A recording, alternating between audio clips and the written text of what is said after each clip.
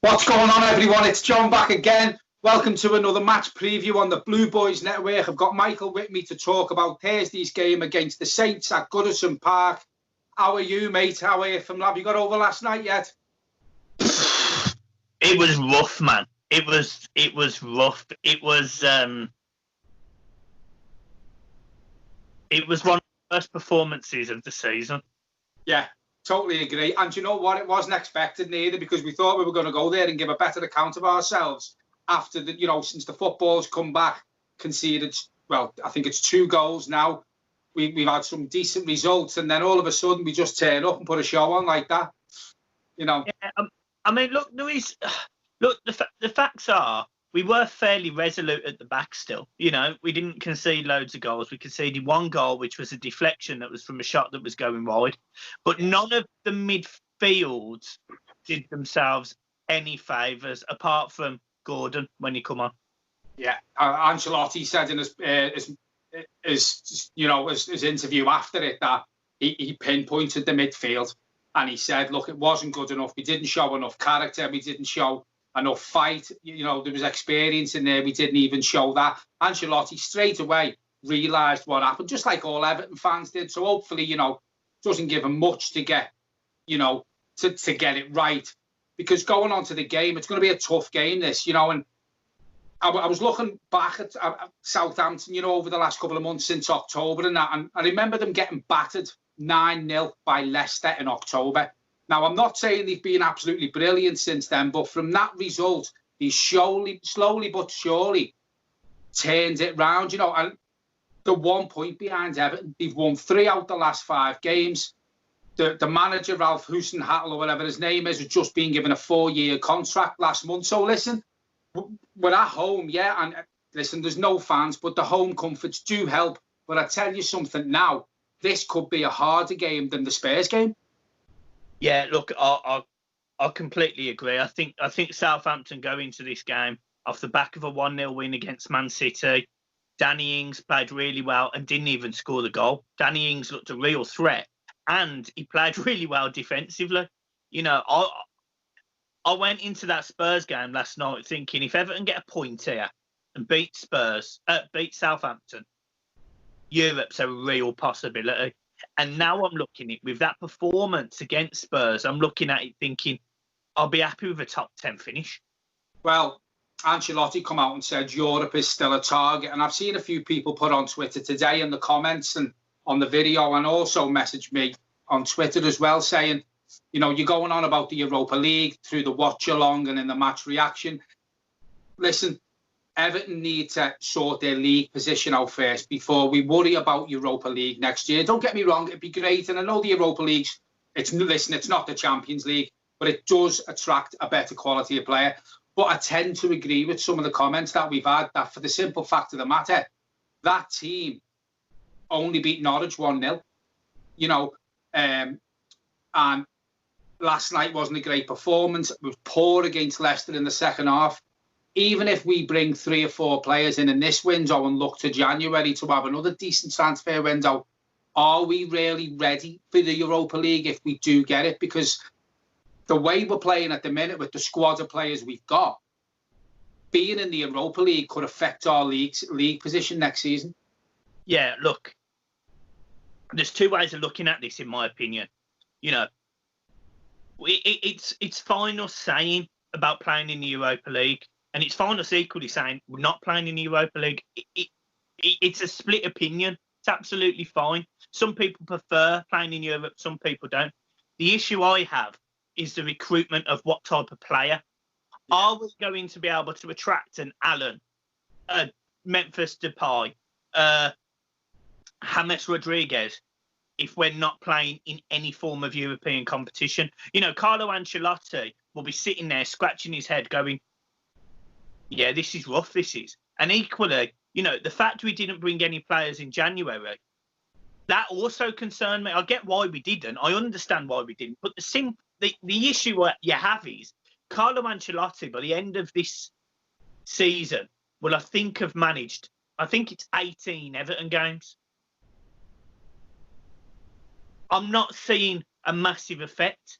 what I'm seeing is boring football. And I'm not blaming Carlo Ancelotti. I'm blaming Marcel Brands. The recruitment has not been good enough. And this is where Europa League may be absolutely pivotal to who he can bring in. Because I've seen on Twitter today, a lot of people are questioning Marcel Brands. Now, I did it in August. So, you know, I'm not ever going to say I told you so, but I told you so. It was poor recruitment in August. It's been poor recruitment for 5 years. And Carlo Ancelotti, and I trust he is, he's got to be bold enough to go, that ain't good enough. Yeah. And he would have saw that last night. And I'm really hoping he wields the axe against Southampton. I really do. I think if any manager in Wales football can put Marcel Brands in his place and say, look, this isn't good enough. The recruitment you've done, yeah, he's done some decent buys, but I seen a list on Twitter today, and honest to God, there must have been about 15 names on it that Marcel Brands had signed, and there was shite.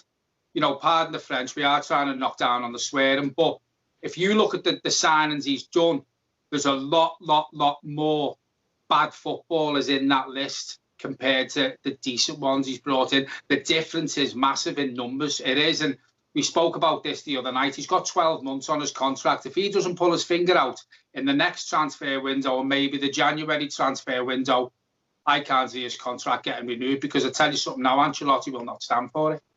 No, and I think Ancelotti could recruit better players on his own. This is what I've said to you. Maybe if he does go, Ancelotti might do it all on his own. You know what I mean? So we're going to talk about the game again now, where Everton can win it, where Southampton can hurt us. I've got the team that started for Southampton here in the last game when they beat Man City. They've got some decent players. You know, I'm not going to name every one of them. I like Ryan Bertrand at left back. He's the sort of winger who gets up and down that wing. He's good in the tackle. He's fast. You've got Ward-Prowse in the centre who does a job. They've also got Romeo who can get forwards as well. He's a good player, Romeo. Redmond's on the left wing, another one. He works well with Bertrand. Sorry, Bertrand's the left back, Redmond's on the wing. They work well together. They remind me a bit like when we had Baines and Pienaar down the left, the way they used to work. They do exactly the same. Che Adams scored a worldie the other night, his first goal for the club. And as you mentioned before, Michael, Danny Ings, he's probably the most formed centre-forward in the Premier League at the minute. You know, you can't argue with the goals he's scoring. He's definitely got a second wind in his career. You know, he left the other team. He's had a lot of injuries wherever he's played, but he seems to put his injuries behind him now. And for me, Everton need to mark him tight, because he's quite fast. And if he gets in behind you and he gets one-on-one with Pickford, in my opinion, the way Danny Ings is playing, there's only 1 minute. So we have to stop the supply to Danny Ings down the left. As I say, they link together. It's going to be hard, because when I give you my team, there's not much bite in the team, to be fair. So that's what worries me. Yeah. Where Everton can win it is basically play 1,000,000 times better than what we did last night and use our main game players. Listen, we only have 2 at the minute, which is Dominic Calvert-Lewin and Richarlison. We need to use them more. I know you mentioned last night about Calvert-Lewin. You know, he didn't do enough here, and as I pointed out, he was in there half looking for the ball, you know, and he didn't get the service. The service has to be better for Dominic Calvert-Lewin to hurt Southampton, because if they don't get the ball to him fast, I've put Bernard in my team. This could be another tough game, and it could be another game that Everton get beaten, because I tell you something now, Southampton are playing really well. Where do you think we can win the game, and where have we got to improve, and what can we do to keep the Ings out? Well, your issue is both. You know, Everton, based on form, Southampton are better than Spurs as of right now. You know, I sat there last night and I could pick holes in Spurs' team. The fullbacks can't defend. The centre midfield's all over the place. I look at Southampton and I go, as of right now, I can't pick holes in their team. Yeah. They're all playing and working hard. And they're not brilliant footballers. You know, Ward-Prowse is not a brilliant footballer. Danny Ings is not a brilliant footballer. You know, Redmond, not a brilliant footballer. But they're all playing well. And they're all giving... Yeah, they're all playing at 7 and 8 out of 10s every week for the last few weeks. And Southampton, again, against Man City, I thought to myself, right, You know, I don't know what their form was before the Man City game, but what I can tell you is I watched that Southampton team play Man City, and I can tell you that every single person put their heart on the line to get 3 points. Man City battered them all game, battered them. And Southampton defended well, got ahead on everything. McCarthy had to make some good saves. And I look at that Southampton team and I genuinely sit there and go, we're going to struggle. We are going to struggle to break that Southampton team down, because if Man City can't do it, we're certainly going to struggle. Now, where are we going to hurt them? The simple fact of the matter is, I think the only way we hurt Southampton in this game is if we play players they're not used to seeing. And this is why my midfield, my lineup is probably absolutely off the fucking wall. Sorry about swearing, but honest to God, right, it has to be. It can't be Andre Gomez and Gylfi Sigurdsson and Tom Davies. It can't be, because I'm telling you categorically now, if I see the three of them line up in the midfield against Southampton, I would say to Ancelotti, I would say to him, what are you doing? What are you doing? You saw that. And I'm not sitting there saying, blaming him. I'm simply saying, throw the kids in. We're not going to get relegated, and Europe has probably gone. Give Andreden a start. Give Beningame a start. Put Holgate in the centre of midfield if he's fit. I don't care what you do. I just do not want to see. I don't want to see Sigurdsson. I don't want to see Davies. And I'm telling you now, and I can't believe I'm saying this, I definitely don't want to see Andre Gomez, because he is definitely not the same player we signed. He's done a complete Morgan Schneiderling for me. We signed a Rolls Royce and we've ended up with a Vauxhall Nova. Do you know what, though, Michael? You mentioned Morgan Schneiderlin there. In my opinion, he's playing better. We've sold. Gomez isn't a poor player. He's just not playing well. I don't think he's as good as what people think he is. But in my opinion, when you look at the midfield, we could have done worse than keeping older Morgan Schneiderlin until the end of the season, at least. I'm telling you categorically now, if somebody would have offered me £2 million for Gylfi Sigurdsson, I'd have sold him instead of Morgan Schneiderlin. I'm telling you. So you mentioned Southampton's last results. Obviously, you say they beat City, clean sheet. They won away 3-1 at Watford. So there's 4 goals in 2 games. All right, Arsenal beat them. But then they beat Norwich away through 3-0. They're scoring a lot of goals, Southampton, and a lot of it is down to Danny Ings, and that's why we have to keep that supply line away from him. So listen, right, I'm going to go through my team anyway now. So I've picked Pickford in goal, Luca Dean at left back, Michael Keane and Yerry Mean at centre half, and Coleman at right back. I've put Bernard on the wing. I've put Holgate in the middle with Gomez. And the reason why I've picked Gomez is because there's no one else. Yeah. And I'm hoping Gomez will prove me, you, and a lot of Evertonians wrong and put him in a performance that he was doing when he first come to the club. I'm not expecting him to. To me, it doesn't seem he can run at the minute, but I'd rather have Gomez running like that and giving the fouls away he does than Tom Davies there. I'm putting Anthony Gordon on the left, and I'm putting Richarlison and Dominic Calvert-Lewin up front. Whether it's good enough, I don't know. I would have liked to have put Moise Keane in my team, but obviously you can't drop Richarlison, and I believe Gordon deserves a start. Do you know what I mean? I was tempted to put Gordon in the middle with Mason Holgate, to be fair. I don't think he's going to bring Adrian in if he plays Holgate there, because there's not really that much experience in the centre of the park. Beningme's not been really anywhere near the team, so that's my team. In my opinion, if they all play well together, if Gomez gets his finger out of his arse, I think it's good enough to beat Southampton. Oh, yeah. On paper, it is. I'll go through my team very quickly. So, same goalkeeper as you, same back four as you. On the left, I'll go Richarlison. I'll go Holgate and Gordon in the middle. On the right, I'll go Bernard. And up front, I'll go Richarlison. I'll go Dominic Calvert-Lewin and Moise Keane. See, that's the team. I had sort of 2 teams, and you've picked my other one there. Do you know what I mean? Which is what I've just said. Either way. For me, for me, Anthony Gordon will definitely start. Oh, yeah. He will definitely start. Now, Dominic Calvert-Lewin has gone 5 games without scoring. Yeah.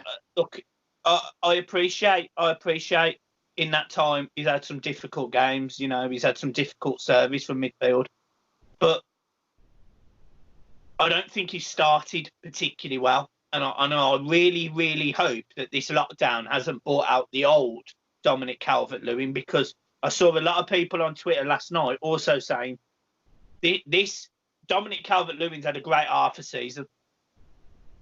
This is Dominic Calvert-Lewin. And last night, I can't sit there and criticise Dominic Calvert-Lewin because I sit there and see the midfield that are meant to be supporting him. But I need him to have more attacking instinct. You know, getting the ball on his feet and shooting. Not he takes a touch and he comes backwards. Yeah. Turn, hit the ball with Charlison. And the 45th minute last night, 45 minutes and 5 minutes, he gets the ball on the edge of the box. He takes one touch, shoots, just puts it wide. It's a different mentality between the two players. And I'm telling you, that is why one is probably worth 70 million and one is probably worth 20 million. Yeah. Yeah, I get what you're saying. All we need is we just need a better performance all round. If every player gives an extra 20-30% from last night, then hopefully we will come out with the win. What's your score prediction? I'll go a really high scoring game. I'll go Everton 3-2. Yeah, I think it'll be high scoring. I'm actually going for a 2-2 draw. Yeah, and I can understand that. I mean, to be honest, part of me actually thinks Southampton go into this game as favourites, having seen how bad we were against Tottenham. Yeah, me too. Right, we're going to leave it there, folks. We are back on Thursday for a watch-along. I'm sure there'll be a trailer out for that. To remind everyone, let everyone know we are 3 subs away now from the magical 5,000 that we do want to hit. Want to mention last night quickly, it is a match preview, so I won't go on about it too much. We actually hit 3,000 views at any one time last night for the watch along. That is absolutely fantastic. The most we've ever had. We got loads of subscribers. Some people donated to the channel. Any donations are appreciated. They are to improve the, to buy stuff to make the channel better and bigger and stuff like that, because you can only do so much with the stuff that me and Michael have got more. So Michael, he has more than me. So it is much appreciated. As I say, tell everyone we are back on Thursday for a watch along. I think it's 6 o'clock kickoff. So we will probably be live about 5:45, Michael. It'll be 20 to 6, yeah. 20 to 6. So. Yeah, guys. Yeah, John, well done. Good match preview there, mate. Well done. Thank you very much. Thanks very much, everyone, for watching. And if we don't speak to you before, we will see you live on Thursday. Cheers, folks. Peace, guys.